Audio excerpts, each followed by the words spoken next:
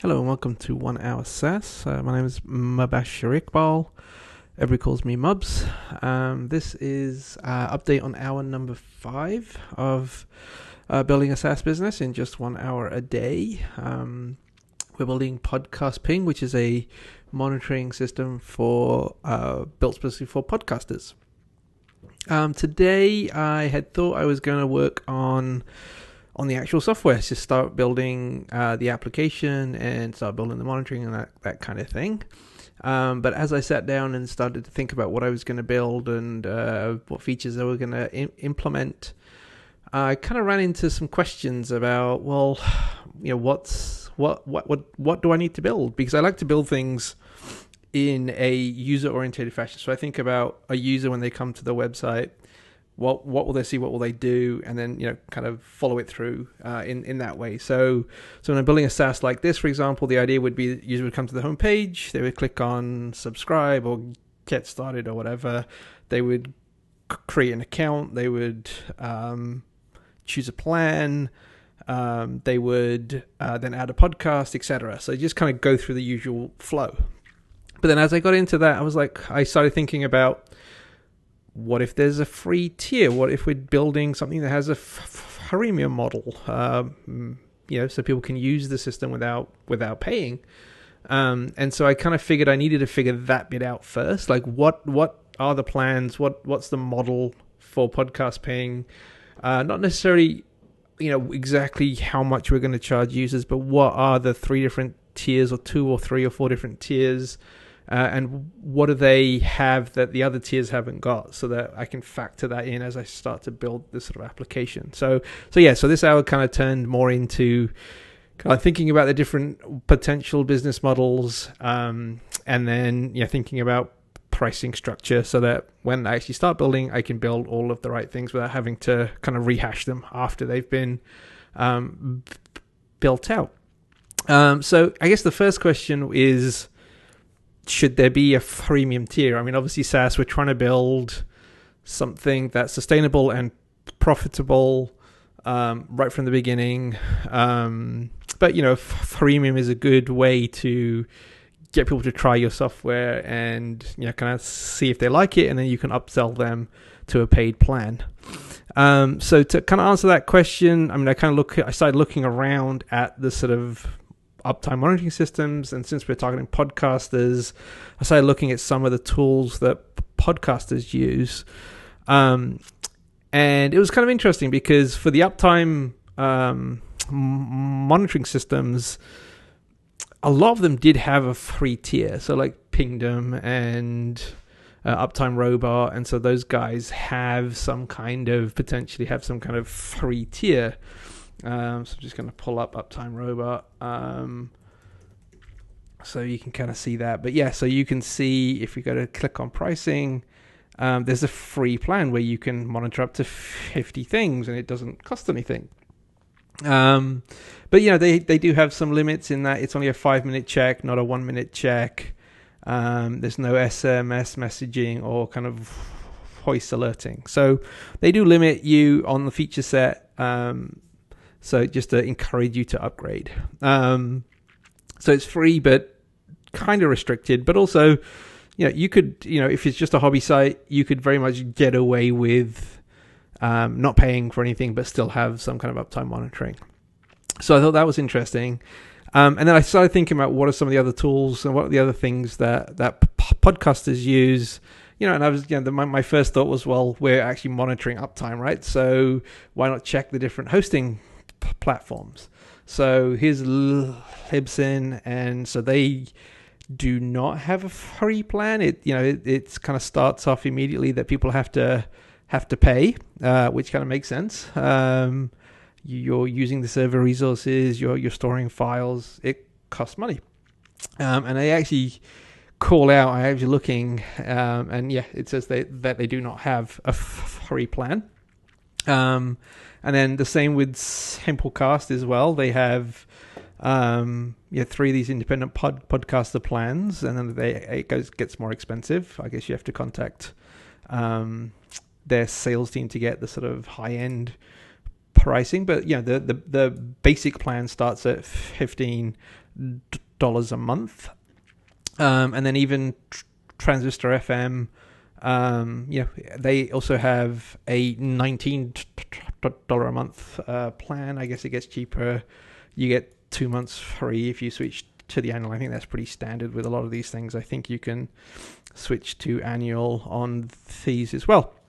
So that kind of got me thinking, if people are doing podcasting and things, yes, there's ways to have a podcast without paying for it. You can, upload your site to Anchor. You upload your podcast to Anchor, and they will handle all that for you. And I think it's essentially free at that point. But then you lose control over your podcast. You don't necessarily own all of the audience the way that you would normally own it. Kind of in that way, so that's not really a good way, and that's not the kind of user that we're really targeting with podcast ping anyway. And so really I started thinking things through, and I kind of decided no, there's not going to be a free tier here. That we're targeting people who are serious about their podcast. If they're paying $15-20 a month plus for hosting, then they can pay a little bit for podcast monitoring as well, to make sure that their podcast is actually available to their audience. So that was the kind of the first thing I was trying to figure out. And then secondly, I was trying to figure out, okay, well, what does the plans look like? I mean, you can see, again, for Transistor, there's these kind of 3 plans, which is the Starter Pro and the Business, and Simplecast has the Basic, Essential, and Growth. And for them, it's kind of organized by how much content you upload to your podcast, how many podcasts you publish, sort of those kind of things. How many team members there are who can go in and edit the actual podcast, kind of things like that, and then how many times a podcast can be downloaded as well. So I think that that kind of model makes sense for podcast ping as well. And I even think Libsyn has the same, but it's just they've got one more tier, but it's essentially the same. So just thinking that through, I think for podcast ping we're going to do the same kind of thing, and I'm going to steal the Transistor .fm pricing tier names here. So we'll have a starter plan where it's essentially just for one podcast, and it's kind of it's going to be a solo plan, and we might call it that. In the end, so it'll be one podcast, one person who has a login, one person who's going to get notified, and it would just be email. And we'll monitor the podcast, and we'll monitor it we'll monitor it every minute to kind of see if it's up, and we'll ping all of those different things in terms of the website, the RSS feed, and the MP3 files. Just to make sure that they're all available, and then so we'll go from the starter solo plan up to the and that will the starter plan for us, I think, is probably going to be for podcast ping is going to be probably $5 a month, just for that kind of person who's got one podcast. Yes, they want to know if their website's up, but I don't think they're going to pay the same amount as they would pay for the actual podcast hosting. So we'll start with a $5 plan there, and then we'll kind of go up from there. So the professional tier will be $10 a month. You'll be able to have between 1 and 3 podcasts. Maybe we'll go up to 5 people on the team. So if you run a podcast with a few people who kind of do the interviews and things like that, maybe you can add them to the team as well, so that they can be notified if any of the podcasts is offline. And then we'll go up to the business plan, which will be like $20 to $25 a month, and we'll go up to 10 podcasts and 10 team members as well. And we'll also offer some other options there in terms of how you can be notified if the podcast is offline. So as well as email, there'll be things like Slack integration. We can do SMS messages as well, sort of those kind of things as well. So we'll kind of expand out of there as well. And then obviously if people ask for it, we can always add a kind of enterprisey tier at the end. So instead of limiting it to 10 podcasts, we can have a 25, 50, 100 price tier as well, although we'll probably not I probably won't have that at launch. We may well add that as well. And then we'll obviously give people the option to pay annually, and we'll just kind of do the same standard offering with a lot of SaaSes, which is you just give them 2 months off. So it'll be $5 a month for the starter plan, or $50 for the year, $10 for the pro plan, or $100, and then we'll go up to $25 and $250 for the business plan instead. We may add some other things, some of the things we planned for, that I planned for, I should say, in terms of being able to check from multiple geographic locations and things like that.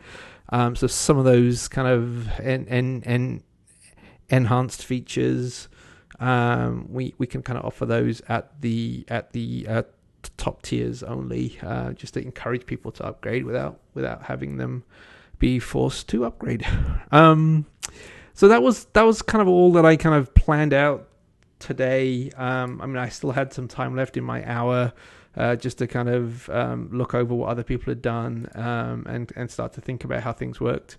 I had some more time, and I could have started work, but it's Sunday here, and I didn't feel like working that much today, so I didn't. But I think now that I've kind of got that kind of planned out and mapped out in my head, I can actually now start to do all of I can start to write the actual software itself. So I think this week is going to be that. So hopefully by the time we get to next Sunday, I think we should have a functioning application. I know that's a bit optimistic in terms of just like in 7 hours to build a functioning SaaS application, but I think you'll find that it's actually, this particular functionality isn't as complicated as some other options out there, and the framework that I'm using, Laravel, is going to make some of this stuff really, really easy.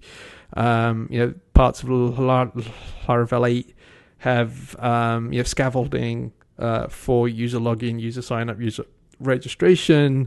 I was planning on using some libraries for the billing and sort of that kind of stuff, but they haven't really been updated to Laravel 8 yet, and so I'm probably just going to custom roll that for now, and then maybe that will be okay, and then we'll see kind of where we land after that. But yeah, hopefully by the end of this week, it's obviously not going to be perfect, but it'll be semi-functional. So somebody will be able to sign up, somebody will be able to add a podcast, and somebody will start to monitor their podcast, and then we'll be able to kind of alert them if their site is offline. So that's the plan, and I think it should be fun trying to hack that out this week. Hope you can. I just hope you continue watching and kind of see how I make out over the next week. I will see you guys soon.